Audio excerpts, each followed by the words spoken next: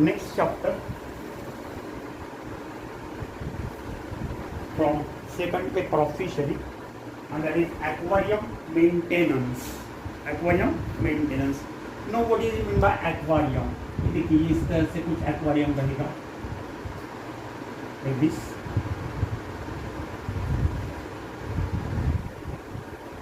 ये 24, 12,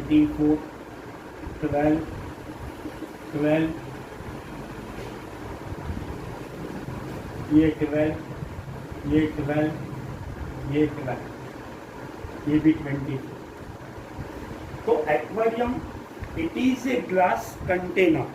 It is a glass container which gives us idea about the mysteries of underwater world. पानी के सतह के नीचे जो चमत्कार है, जो मिस्ट्रीज है, उसके बारे में हमें लिविंग रूम में आइडिया देने वाला ग्लास कंटेनर जो है उसे कहते हैं aquarium. Now for the preparation of aquarium different tools and material are required. अलग अलग टूल्स और मटेरियल रखते हैं एक्वेरियम को बनाने और मेंटेन करने के लिए. जैसा कि for example tools required are glass cutter, then hand drill machine, steel tape, ball point hammer. Ball point hammer यानी हथौड़ा, बॉल पॉइंट हैमर हथौड़ा. Then rivets, aluminium angle, scraper, hacksaw blade, screwdriver. Hacksaw blade यानी आरी, aluminium angle काटने के लिए. Then screwdriver, rivets, table vice, adjustable spanner, punch, blow stove, वो आता है ना छोटा ऐसा तिरछा, ऐसा छोटे वाला, दैट इज ब्लो स्टोव, इत्यादि इत्यादि लगेगा.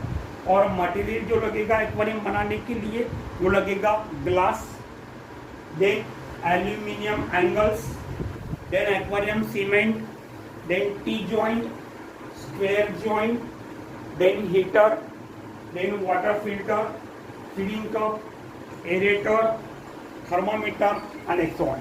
ठीक है, इतना सारा मटेरियल लगेगा. अब प्रिंसिपल्स ऑफ एक्वेरियम फैब्रिकेशन. पहला point, principles of aquarium fabrication. Principles of aquarium fabrication. पहला है the aquarium should be large in size. Aquarium ये काफी बड़ा होना चाहिए क्योंकि greater the volume of water more stable will be the temperature. पानी कम रहा तो टेम्परेचर फ्लक्चुएशन ज़्यादा रहेंगे, पानी ज़्यादा रहा तो टेम्परेचर फ्लक्चुएशन कम रहेगी, यानी टेम्परेचर स्टेबिलिटी रहेगी. Secondly, water will not pollute quickly. जल्दी से वाटर का पोल्यूशन नहीं होगा. Then the shape of the aquarium should be rectangular, यानी विड्थ के डबल उसकी लेंथ होनी चाहिए. The surface area of the water should be maximum and width should be equal to height. ये जो विड्थ है 12 बाय 12 और हाइट भी है 12, तो width and height of the aquarium should be equal so that it will give more space to the fishes for swimming and also provide oxygenation of water. यहाँ पे proper oxygenation of water होगा. Then construction of aquarium tank. अब ये aquarium tank कैसे construct किया जाता है? देखिए, जिस समय मैं फिशरीज में था फ्रॉम 85 ऑनवर्ड 96, तो मेरे स्टूडेंट स्वयं अपने हाथों से लेबोरेटरी में एक्वेरियम तैयार करते थे. अब तैयार करते नहीं करते, I don't know. It is ये जो एक्वेरियम है, दिस एक्वेरियम ये फ्रेम बने मैंने, ठीक है. This aquarium it is usually made up of glass from bottom, sides and bottom. Sides और बॉटम में ग्लास रहेंगे which are fitted into a metal frame. They are fitted into a metal frame which is either made up of aluminum or iron, and they are fitted in this angle. ये ऐसा angle रहेगा, ये जो aluminium angle ऐसा रहेगा. ये aluminium angle के बीच में ऐसा सीमेंट रखा जाएगा, इसके ऊपर ग्लास फिक्स किया जाएगा. तो by means of aquarium cement they are fix. This tank can be prepared of various sizes. लेकिन स्टैंडर्ड साइज जो है लेबोरेटरी की वो है 24 by 12 by 12 inches, that is 2 feet by 1 feet by 1 feet, 2 feet length, 1 feet height and 1 foot width. और इसमें करीब करीब 47 लीटर पानी बैठेगा। It contain 47 litres of water, 2 by 1 by 1, इसमें 47 लीटर पानी बैठेगा। अब इसमें रिक्वायरमेंट जो है वो है पहली एल्यूमिनियम फ्रेम।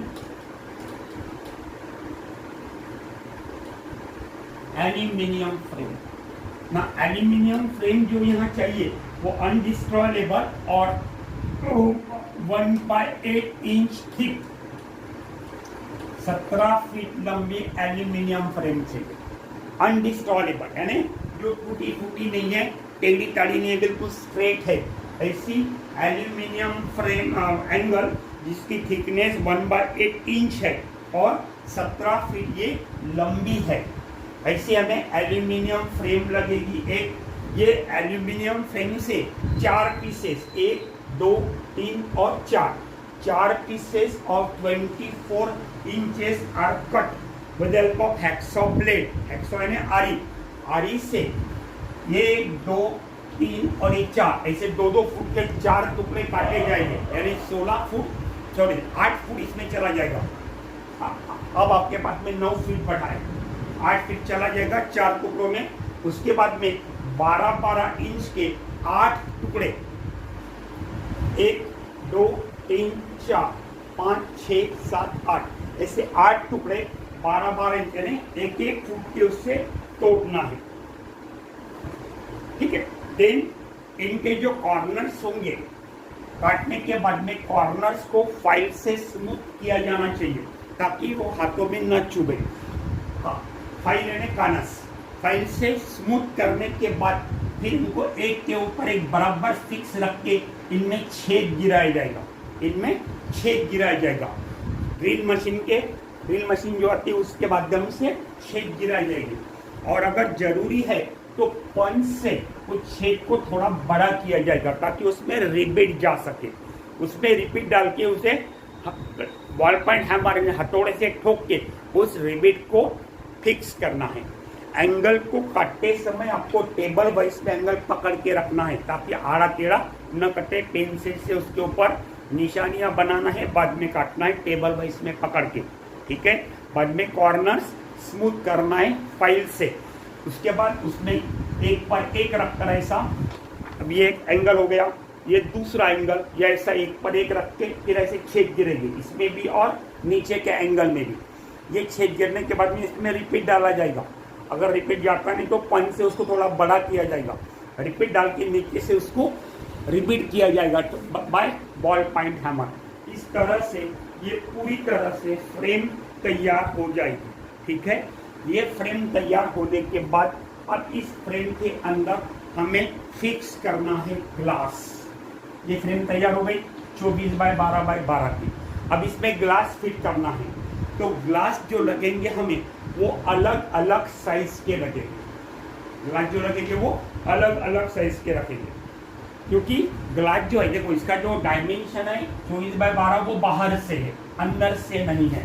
अब इसमें 1/8 थिकनेस ऑफ एल्यूमिनियम एंगल इधर से भी वैसे हाइट में यहाँ से साइड ग्राफ में इधर से भी और इधर से भी ये एल्यूमिनियम एंगल की थिकनेस हमें उनमें से माइनस करना पड़ेगा।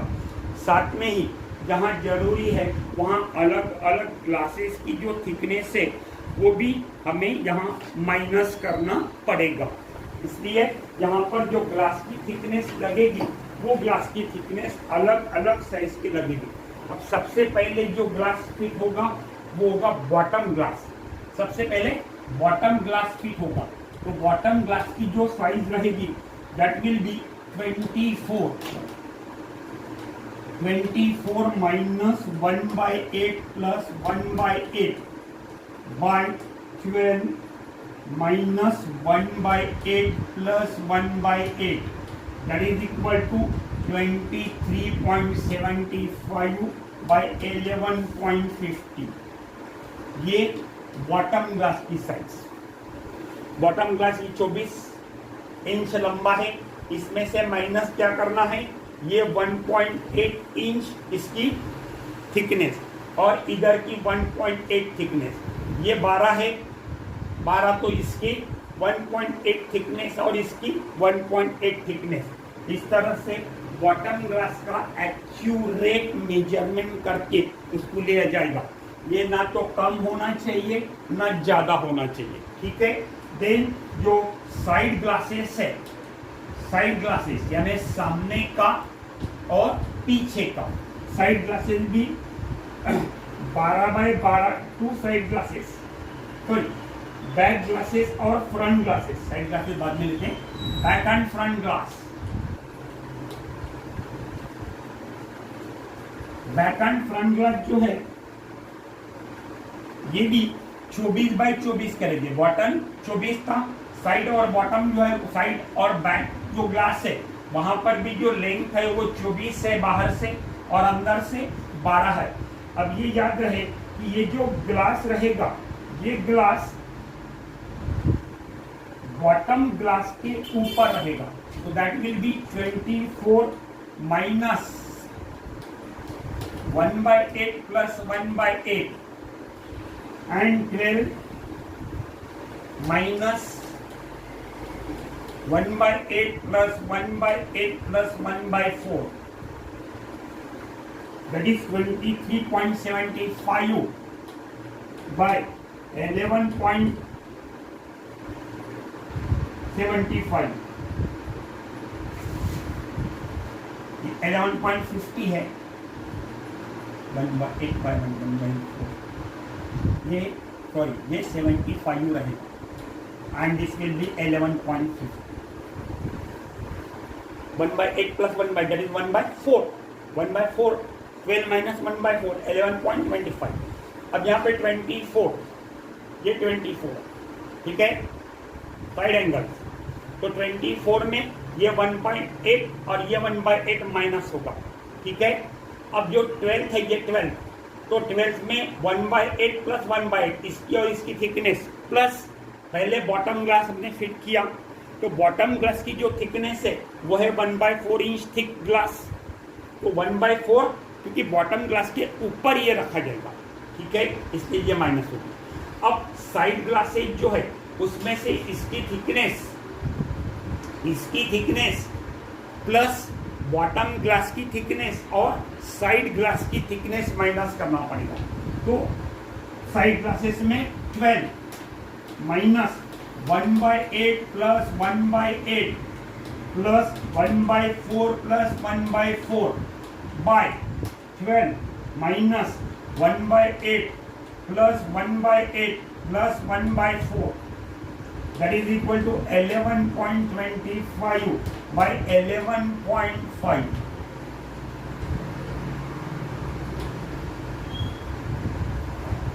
अब 12 का ये साइड ग्लास रहेगी।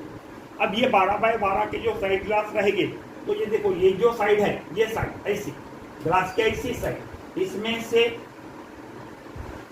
ये एंगल की और ये एंगल की 1/8 माइनस होगी। उसके बाद में फ्रंट ग्लास की 1/4 और बैक ग्लास की 1/4 ये माइनस होगी।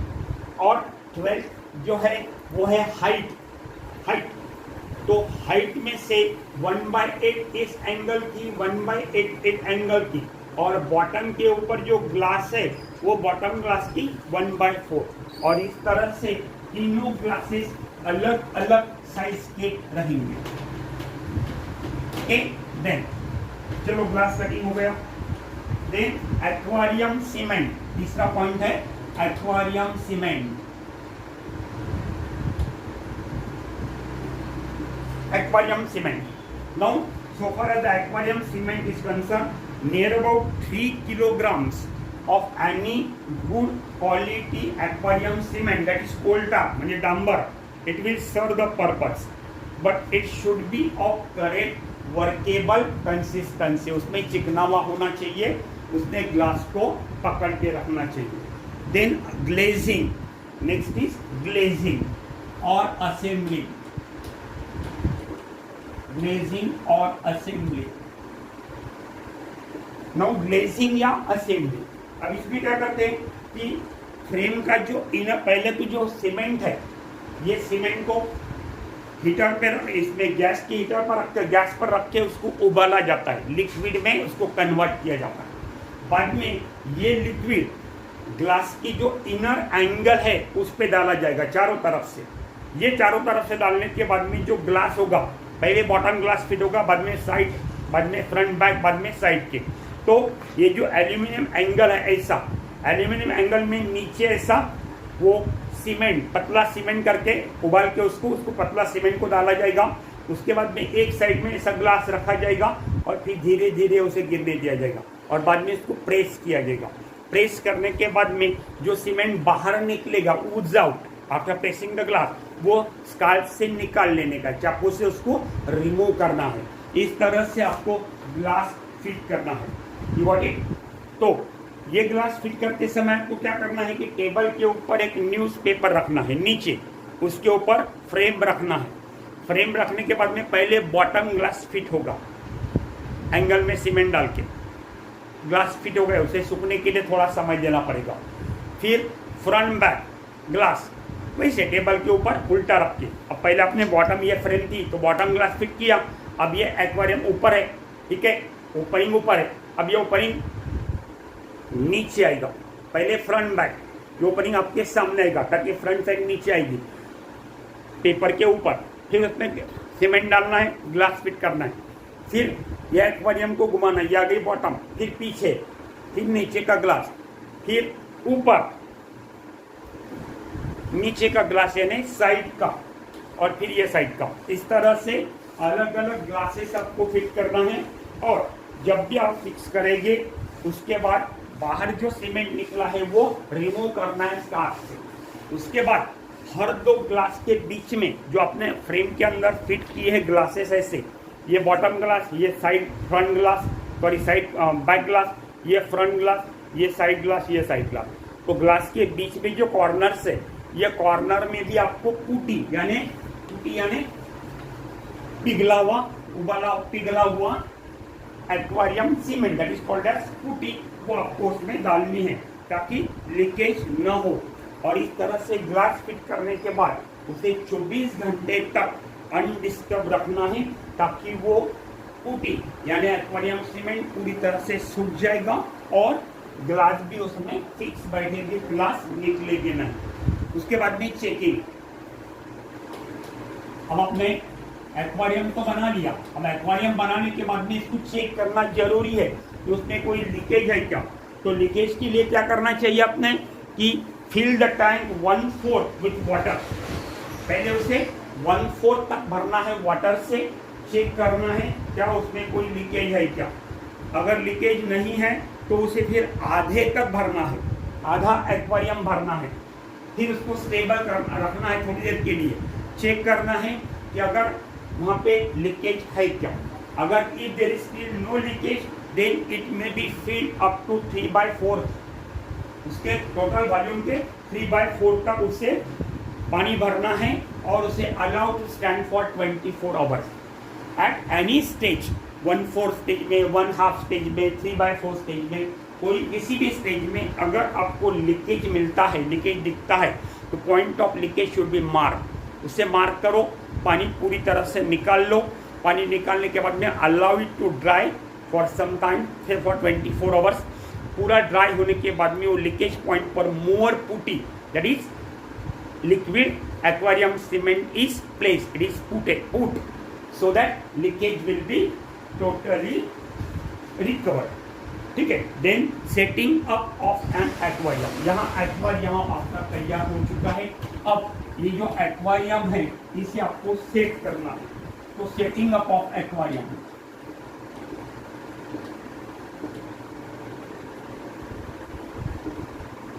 Setting up of aquarium. Now setting में पहला पॉइंट आता है सैंड। एक्वेरियम में बॉटम में सैंड होना जरूरी है, सैंड इज दी मस्ट। अब ये जो सैंड ये कैसी होनी चाहिए, the sand should be native of fine gravels. ऐसे खड़े हाथ ले बजिए, fine gravels of silt and it should not contain too much limestone. इसमें limestone ज़्यादा नहीं होना चाहिए, otherwise it may get dissolved in water and increases the pH of water, which will be dangerous. Then coarse sand also allow particles of coarse sand, यानी बड़े बड़े sand के टुकड़े अगर होंगे, that is coarse sand, वो अगर होगी तो उसके अंदर क्रीवाइसेस यानी गैप्स रहेंगे, सैंड के बड़े बड़े पार्टिकल के बीच में गैप्स रहेगी, that is called as crevices, that is called as crevices. ये क्रीवाइसेस के अंदर अनईटन फूड या फीकल मैटर ऑफ फिशेज जाके बैठेगा, वहां पे उसका डिकम्पोजिशन होगा and after decomposition it will bring pollution of water, it results in death of or the mortality of the fishes by decomposition through bacteria. Then अब sand आपको लेना है तो पहले क्या करना है, जो भी रिक्वायर्ड सैंड है जिसमें कोर्स पार्टिकल छोटे साइज के होंगे, बड़े बड़े नहीं होंगे, they will not form the crevices, ऐसी सैंड आपको बकेट में लेना है which is full of water. Water से भरी हुई बकेट में आपको जितनी भी सैंड लेना है वो सैंड वाटर से भरी बकेट में आप डालिए and then it is dug to the bottom, bottom में ऐसा हाथ डाल के वो सैंड को ऐसा स्टीयर करना है। स्टीयर करने की वजह से क्या होगा कि सैंड के अंदर जो भी मिट्टी के पार्टिकल्स है, 2-3 मिनट के लिए आपको ये करना है, सैंड के अंदर मिट्टी के जो भी पार्टिकल्स होंगे वो पार्टिकल्स पानी में डिजॉल्व होंगे and water will become muddy. फिर वो वाटर को आपको रिमूव करना है, फिर से नया फ्रेश वाटर भरना है, फिर से बॉटम से इसको स्टीयर करना है, एक एक पार्टिकल को स्टीयर करना है और एक एक पार्टिकल को स्टीयर करने के बाद में आपको फिर मडी वाटर मिलेगा, फिर वो फेंक के नया fresh water. The process is repeated until clear water is obtained. Clear water जब तक नहीं मिलता आपको ये कंटिन्यूअसली काम करना है। उसके बाद में सैंड तैयार होने के बाद, सैंड वॉश होने के बाद में ये जो सैंड है it is dump in the bottom of aquarium, aquarium के बॉटम में उसे डंप करना है, रखना है एंड उसके बाद then the whole base is covered with sand having a height of 2 inches at the back side and 1 inch in the front, यानी ऐसा पीछे 2 इंच हाइट और सामने 1 इंच हाइट, यानी ऐसा स्लोप तैयार होगा ताकि आपको पूरे फीट दिखेंगे। ऊपर 2 इंच रखेंगे, सामने पीछे में 1 इंच रखेंगे तो फिशेज आपको दिखाई नहीं देंगे, इसलिए पीछे 2 इंच हाइट, सामने 1 इंच हाइट, ऐसा स्लोप। दूसरी बात, ये स्लोप की वजह से अनईटन फूड फीकल मैटर जो है वो भी सामने की तरफ चलाएगा, फ्रंट ग्लास की तरफ में, ताकि आपको आसानी से दिख सकेगा और आप आसानी से उसे क्लियर कर सकेंगे before it pollute the water. अब जो क्रीवाइसेस है, अगर सैंड पार्टिकल के अंदर क्रीवाइसेस है तो they should be filled with such material that can turn the food and fecal particle into nutrients and fertilizers like plants, ठीक है। देन दूसरा पार्ट है रॉक्स, सैंड के बाद में second part is rock. Aquarium में अलग अलग शेप के, अलग अलग कलर के, अलग अलग रॉक्स रखे जाते हैं। Now artificial rock objects and glass article भी रखे जाते हैं। They are place in irregular row, they are place in irregular row on one end of the aquarium, एक कोई भी एंड में, इधर के या इधर के, and then they are completely covered over, they are embedded in the sand, वो completely covered over by means of sand, the entire area behind is filled with sand, वो पूरी तरह से कवर होना चाहिए। और ये जो ऑब्जेक्ट आप यूज करने वाले रॉक या ग्लास ऑब्जेक्ट, उनको नोक नहीं होनी चाहिए, उनको एज शार्प एज नहीं होनी चाहिए, क्योंकि fishes swim by the side of this rock, While swimming they may get injured due to the edge, और ये एज को ये करने के लिए सैंड से उसे पूरी तरह से ढक लेना चाहिए। In such an element, the fishes will swim in free ground and pleasant background is formed. तो इस तरह से रॉक रखने का जो उद्देश्य है वो है बॉटम में नेचुरल बैकग्राउंड तैयार करना, ताकि fishes they can freely swim. Then filling of water, अब इसमें वाटर फिल करना है। वाटर फिल करना है, सैंड पूरी तरह से डंप हुई, रॉक्स वगैरह आपने फिक्स कर लिए। अब डायरेक्टली वाटर अगर आप इसमें पोर करते हैं तो जो सैंड आपने पीछे 2 इंच, हमने 1 इंच रॉक को एम्बेडेड वगैरह करके रखा है, डायरेक्टली पानी डालेंगे तो सैंड पूरी एक तरफ में निकल जाएगी। ऐसा नहीं होना चाहिए। तो सबसे पहले प्लेस ए सॉसर, एक बड़ी डिश रखना है, डिश के ऊपर एक मग रखना है, वाटर से भरा हुआ मग, और बकेट से जो पानी आप डालेंगे डायरेक्ट एक्वेरियम में नहीं डालेंगे, वो मग में डालेंगे।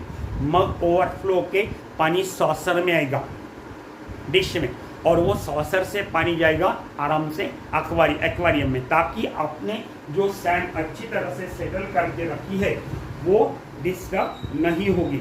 दूसरा, सैंड स्टीयर अप होने की वजह से वाटर में बिकम मडी, तो यहाँ पर ये वाटर मडी भी नहीं होगा। ठीक है, that is regarding the filling of water. Then उसके बाद में नेक्स्ट है प्लांटिंग। प्लांटिंग, जहाँ तक प्लांटिंग का सवाल है, plants are so arrange at the back side. Remember, plant जो है वो बैक साइड में अरेंज करना है, सामने अरेंज नहीं करना है। सामने अरेंज करेंगे तो उसके पीछे फिशेज छुप जाएगी, आपको नहीं दिखेगी। तो plant they are arrange at the back side of aquarium so that in the front side fishes can swim and can be easily seen. अब ग्रासी टाइप का प्लांट अगर होगा, the tall grassy type of plants, the tall grassy type of plants are the best planted at intervals in a row at the back side of the aquarium. अगर plants को roots होंगे तो middle finger और thumb, ये दोनों के बीच में tip को पकड़ना है, रूट को, उसको ऐसा इसके ऊपर रखना है और सैंड के ऊपर, और सैंड पर रखने के बाद में ये ऐसा डीप कर दिया, फिर सैंड को ऐसा उंगली से फर्स्ट फिंगर से ऐसा खींचना है ताकि रूट्स पूरी तरह से सैंड के अंदर फिक्स हो जाए। ठीक है, without moving the scrap, then place some sand over the uncovered portion. अब रूट्स का अगर कुछ पार्ट से भी अनकवर्ड होगा तो उसके ऊपर थोड़े से आजू बाजू के सैंड खींच लेना चाहिए। अब सैंड आपने खींच लिया, प्लांटिंग हो गया, वहां पे प्लांट्स लगाए गए। अब अगर प्लांट्स में रूट नहीं है, स्टेम है, तो स्टेम को ही रूट समझकर 2 उंगलियों में पकड़ना है, वो सैंड में दबाना है और साइड से उसको सैंड खींचना है और उसके स्टेम के लोअर पार्ट को पूरी तरह से कवर कर। Supposing as if they are the roots, इस तरह से प्लांट एक्वेरियम के सैंड में फिक्स किए जाएंगे। Then plant near the front glass panels are cut down to short height. सामने तो ग्लास के फ्रंट साइड में प्लांट्स रखने ही नहीं चाहिए, अगर रखने तो छोटे छोटे, बड़े होते तो बार बार उनको कट करना चाहिए ताकि फिशेस आपको आसानी से दिख सके। The plants they are planted, यहाँ पर जो प्लांट्स होते हैं एक्वेरियम में use, they are vallisneria, then ceratophyllum, then hydrilla. तो ये plants generally they are use for plantation in the aquarium. Then setting period, next is setting period. अब आपका एक्वेरियम तैयार हो चुका है, अब उसे सेट होने देना है। Setting period,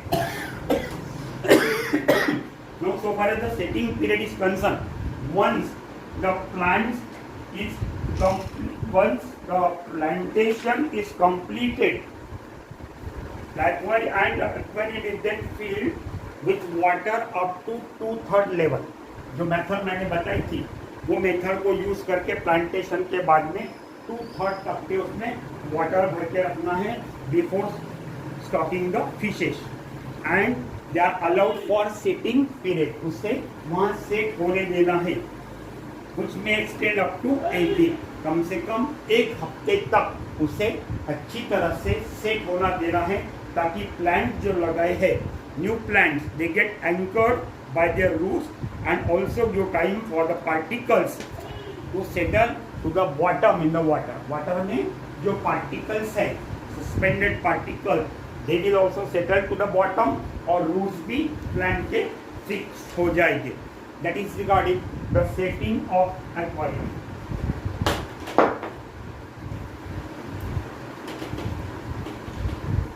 Then after setting of aquarium, we shall move to importance of maintenance of aquarium.